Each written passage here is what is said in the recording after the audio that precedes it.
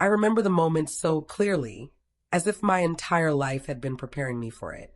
I was standing on the curb outside the arrivals terminal, clutching my newborn in my trembling arms, staring down the long stretch of cars that passed without slowing. My baby's cries pierced through the thick summer air, but the world moved on, indifferent to our struggle. My parents had promised they'd be there, promised they'd help me, but instead I was left standing in my own desperation, abandoned. The irony wasn't lost on me.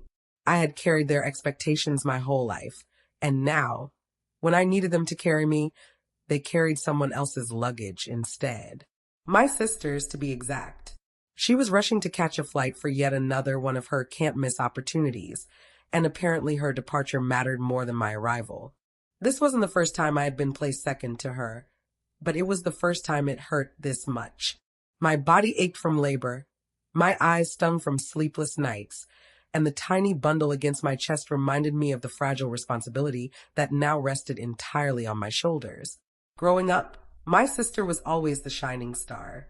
She had the perfect grades, the perfect hair, the perfect attitude in front of relatives. She knew exactly how to play the part of the golden child, while I stumbled behind, trying to gather crumbs of approval. Every school recital, every family dinner, every holiday. It was always her name that sparkled in the conversations while mine faded into the background. I told myself back then that it didn't matter, that someday my moment would come, that if I worked hard, if I pushed through, anyone would finally look at me and say, "You matter just as much." But the truth was, the balance was never equal.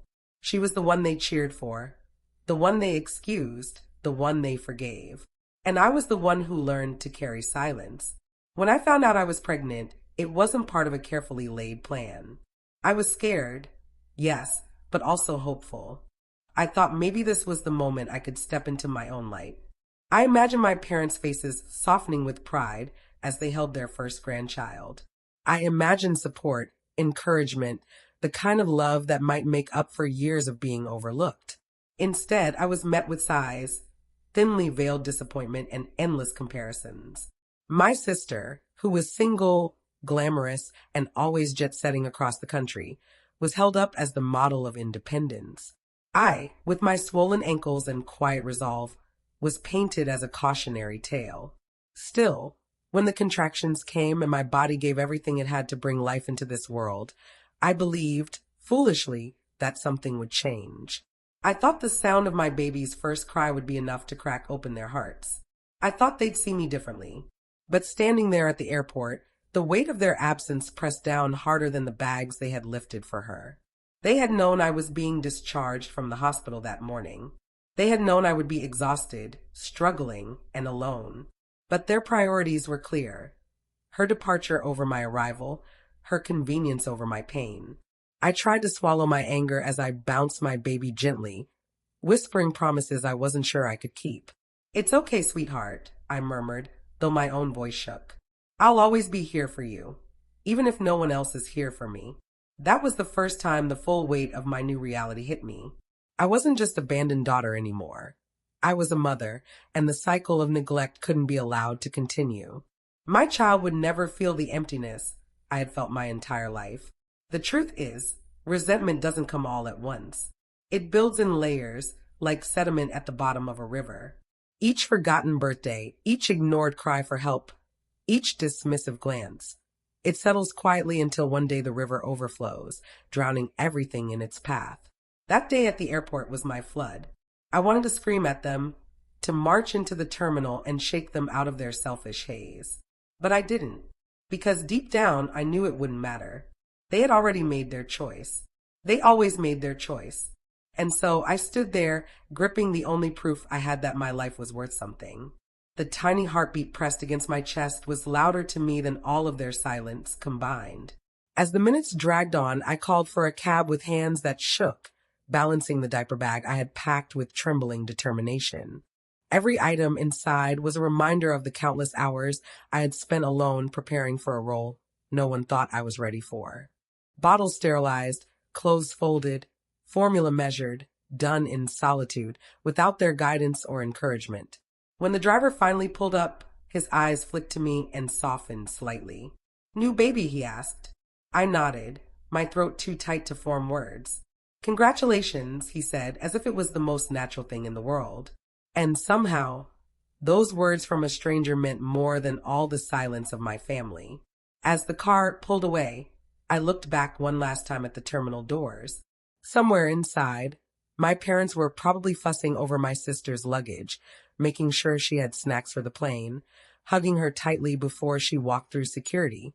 The same arms that had let me stand outside, aching and desperate, were wrapped around her departure. I turned forward and kissed the top of my baby's head. It's just us now, I whispered. And that's enough.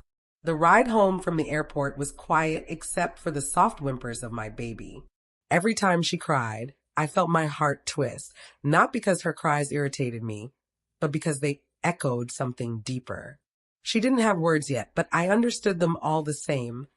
The need for comfort, for recognition, for someone to answer. That was something I had craved my entire life. When we reached my small apartment, I carried her upstairs carefully, shifting the weight between my sore arms. The place wasn't much to look at: 2 rooms, peeling wallpaper, a kitchen that barely qualified as functional, but it was mine. And in that moment, it became a sanctuary, a place where I could shield my child from the indifference I had grown up with. I placed her gently in the bassinet I had borrowed from a neighbor and sat on the edge of the bed, staring at the blank wall across from me. My phone buzzed on the nightstand. I snatched it up, hoping it was my parents finally calling to check on me. But it wasn't. It was a message from my sister. Hope you don't mind Mom and Dad not being there today. They really had to help me. You know how stressful flights can be. I read the words 3 times, my hands tightening around the phone. Hope I didn't mind. As if the hours of pain, the stitches still fresh, the newborn pressed against my chest meant nothing compared to her rushing through an airport with a suitcase. My reply stayed locked in my throat. I could have written a dozen things. I could have told her how I almost collapsed carrying the car seat. I could have described the humiliation of standing alone outside the terminal, begging for help with my eyes while strangers walked past.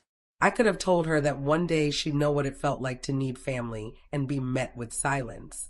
But I didn't write any of it, because I already knew her answer would be dismissive. She'd tell me to stop being dramatic. She'd remind me that she was busy, that her life was full of opportunities she couldn't waste, that I was the one who had chosen this life of burden. So instead, I locked my phone and pressed it face down. That night, as my baby slept fitfully, I replayed everything in my mind. The favoritism hadn't started at the airport. It had always been there from the beginning. When I was a little girl, I would bring home art projects I had poured my whole soul into. I'd hold them up at the dinner table, hoping for praise. My sister, meanwhile, would announce she had been chosen for another school award, and suddenly the entire evening was about her. My drawings ended up crumpled on the counter, forgotten in the rush to celebrate her latest victory. Birthdays weren't mine, they were her stage. If she had a performance or a competition around the same time, my day became a side note, a candle on her cake. My parents never meant to be cruel, or at least that's what I told myself. But cruelty isn't always loud. Sometimes it's quiet. Sometimes it's the silence when you needed someone to clap for you. When I became a teenager, it only got worse. She got the better clothes, the better allowance, the better chances. She needs it more, they'd say. She's got so much potential. And I became the shadow that filled in the background of her spotlight. And now, as an adult, history repeated itself. I brought new life into the world, and they carried her luggage instead of my baby. The next day, my parents finally called. Not to ask about me, not to check on my stitches or my recovery. Their first words were, "Did you hear? Your sister made it just in time for her flight." I closed my eyes, trying to steady my voice. "I was discharged yesterday," I reminded them. "I came home with the baby. I thought you were going to be there." There was a pause, then a sigh. "We couldn't leave her stranded, you know that. Flights don't wait. You'll be fine, you're strong." Strong. That word stung more than any insult. It wasn't a compliment, it was an excuse. They used it as a shield, a justification for every time they abandoned me. She needed them, I didn't. She was fragile glass. I was unbreakable stone. But even stone erodes eventually. I wanted to scream, to tell them strength wasn't the absence of pain. It was carrying it alone when no one else would help. But I swallowed the words because I knew they wouldn't listen. They never did. For weeks after, my life became a cycle of exhaustion. Feedings, diaper changes, sleepless nights. All while I juggled bills and groceries with no extra hands to lighten the load. My parents came by once, briefly, but it was only to drop off a bag of old baby clothes they had dug out from storage. They stayed less than 10 minutes before rushing off to catch one of my sister's important phone calls. But every hardship carved something into me that I hadn't expected: resolve. With every lonely night, I whispered to my child promises that grew stronger. I'll never make you feel small, I told her. I'll never put someone else's needs above your cry for help. The resentment simmered, but so did something else: clarity. I began to realize that maybe waiting for their recognition was a battle I could never win. Maybe my worth wasn't theirs to give. And yet, a part of me still longed for it. A part of me still hoped that one day they would see me, not as the strong one who could handle neglect, but as a daughter who deserved love just as much as her sister did. The breaking point came sooner than I expected. One evening, exhausted after another sleepless night, I got a call from my father. His tone was hurried, impatient. Listen, your sister's moving apartments next week. We'll need you to come help out. You're good at organizing. Plus, you've got a car seat now, so you can bring the baby along. I froze, gripping the phone tighter. They hadn't offered to babysit, hadn't offered to bring groceries, hadn't offered a single day of help since I'd given birth. But when it came to her, they assumed I'd drop everything, baby in tow, to make her life easier. I almost laughed at the absurdity, but it wasn't funny. It was insulting. It was the clearest confirmation that no matter what I gave, no matter how much I sacrificed, I would never be enough in their eyes. That night, as I held my daughter close, I realized something had to change. I couldn't keep living in their shadow. If I wanted to protect my child from the cycle of neglect, I had to step out of it myself. For the first time in my life, I started thinking about what it would mean to draw a line, to stop begging for scraps of their love, and start building a life where my worth wasn't measured by how convenient I was to others. And that line was coming sooner than I thought. The following week came faster than I expected. My father's request still echoed in my ears: help your sister move. Bring the baby. As if my body wasn't still healing, as if sleepless nights weren't consuming me, as if I were nothing more than a free assistant. I wanted to ignore the call, to pretend I hadn't heard it. But years of conditioning pulled me back. The old version of me, the one desperate for approval, told me to go, to comply, to prove once again that I could be dependable. So I went. I strapped my daughter into her car seat, packed her essentials, and drove across town. My hands gripped the steering wheel tightly, every mile filled with the bitter taste of resentment. When I arrived, the scene was familiar. My parents were already there, bustling around with boxes, their faces lit up with the same devotion I had begged for all my life. My sister, standing in the center of the chaos, was giving instructions like a queen surrounded by servants. "Oh, you're here," she said when she saw me, her eyes flicking briefly to the baby before moving back to the pile of boxes. "Can you take the stuff from the living room? Make sure the fragile ones go in your car. You drive slower than Dad." I stared at her, stunned by the casual command. No thank you. No concern about my recovery. No acknowledgement of the effort it had taken just to show up. Just an order, tossed at me like I was the help. Something inside me snapped. I didn't move. I didn't nod obediently like I always had. I simply stood there, cradling my daughter, and let the silence stretch. "Did you hear me?" she asked, frowning. "Yes," I said finally, my voice sharper than I intended. "I heard you." My mother glanced over, sensing the tension. "Honey, just do as she asks. She's got so much to coordinate today." That was it. That was the final straw. I turned to them, my heart pounding in my chest. "Do you even hear yourselves? Do you realize that since I gave birth, not once have you come over to help me? Not once have you held the baby long enough for me to shower in peace. Not once have you asked how I'm doing. But the second she needs to move her designer furniture, suddenly it's all hands on deck." The room fell silent. My sister rolled her eyes, but my parents looked uncomfortable, as if my words had pierced a truth they didn't want to admit. "You're exaggerating," my father muttered. "We've been supportive." "Supportive?" I interrupted, my voice shaking now. "You left me stranded at the airport after giving birth. I was standing there with stitches, bleeding, carrying your granddaughter in my arms, and you carried her bags instead. Do you have any idea how humiliating that was? How painful?" No one spoke.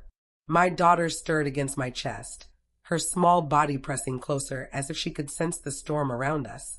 I kissed her forehead, grounding myself in her presence. "I won't do this anymore," I continued, softer but firmer. "I won't keep begging for scraps of love. If you can't show up for me now, when I need you most, then I don't want your version of support later. My daughter deserves better than this cycle of neglect." My sister scoffed, breaking the silence. "You're just jealous. You've always been jealous. You think you're the victim, but maybe if you weren't so weak, they wouldn't always have to prioritize me." Her words sliced through me, but instead of crumbling, I felt something unexpected. Release. Because in that moment, I finally saw the truth. It wasn't me. It had never been me. It was them, their choices, their blindness, their favoritism. And no matter how much I sacrificed, I could never change it. I looked at her calmly. "I'm not jealous. I'm done." With that, I turned and walked out. My parents called after me, their voices sharp with confusion and panic. But I didn't stop. I buckled my daughter back into her car seat, climbed behind the wheel, and drove away. For the first time in my life, I didn't look back. The days that followed were heavy, but also strangely liberating. I cried at night, mourning the family I had wished for but never had. But during the day, I poured myself into my child, building a new rhythm that belonged only to us. I learned how to balance feedings with moments of self-care. I found joy in the smallest milestones, her first real smile, the way her tiny fingers curled around mine. Each moment reminded me that I wasn't failing, I was rebuilding. Word spread quickly among relatives. Some called me dramatic. Others quietly admitted they had seen the favoritism all along. A few even reached out, offering help in small ways, meals, babysitting, kind words. It wasn't everything, but it was enough to remind me that I wasn't as alone as I thought. My parents tried to call, but I didn't answer. Their messages piled up, filled with excuses, half-hearted apologies, and attempts to guilt me back into compliance. "Family sticks together," they said. "Don't keep the baby away from us." But I knew better now. Family wasn't just blood. Family was the people who showed up when you needed them most, the ones who carried you instead of walking past. Weeks turned into months, and slowly I began to heal. Not just physically, but emotionally. I stopped waiting for my parents to clap for me. I stopped needing my sister's approval. Instead, I focused on clapping for myself, for every small victory, for every quiet act of resilience. And one night, as I rocked my daughter to sleep, I realized something profound. My parents had carried my sister's bags that day, but I was carrying something far more precious. Not just my child, but the weight of breaking a cycle, of rewriting a story, of proving that strength isn't about being overlooked. It's about standing up when no one else does. I looked down at her peaceful face and whispered, "You'll always matter. Even if the world ignores you, you'll never wonder if you're enough. Because to me, you'll always be everything." For the first time, I didn't feel stranded anymore. I felt free.